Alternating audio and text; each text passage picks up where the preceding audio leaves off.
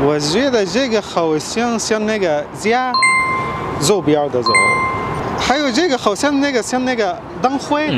我看一下这个字，它很像自己的己。是这个像个乙。这像互相的互吧？别的也不认识。Can you recognize these characters? It is said these 28 characters were invented by Songjia, a legendary Chinese figure. They were deciphered in the Song Dynasty 960 to 1279. But whether these are the correct answers is still debatable, and many mysteries remain to be revealed.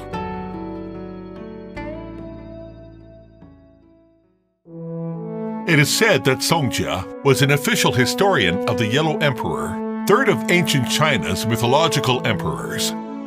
In his life, Songjia observed mountains and rivers, footprints of birds and beasts, as well as shapes of plants and objects.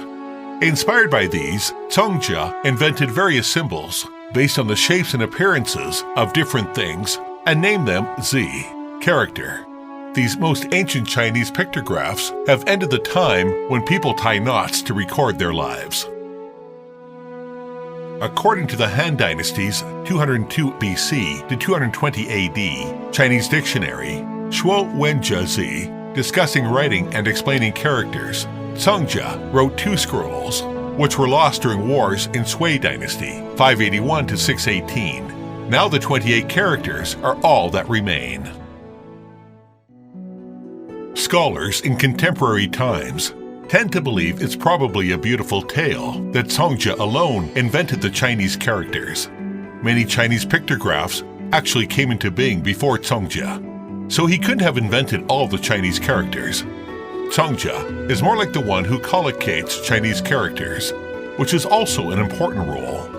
Chinese ancestors accumulated and developed the Chinese characters, iterating through hundreds of years, during which time the Chinese characters evaluated from oracle bone script to bronze script, seal script, clerical script, and finally to standard script.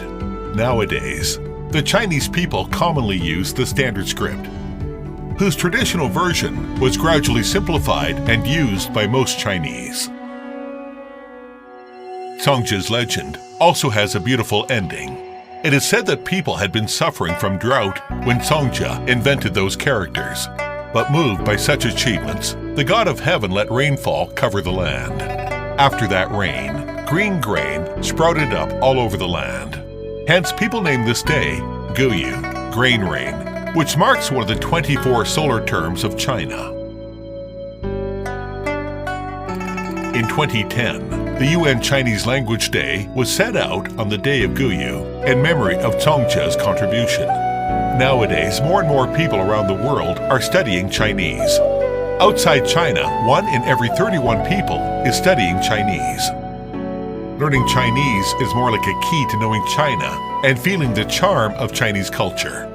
The Chinese language has poetic tones and picture-like characters.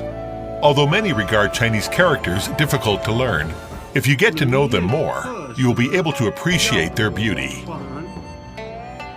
文火动武万里传。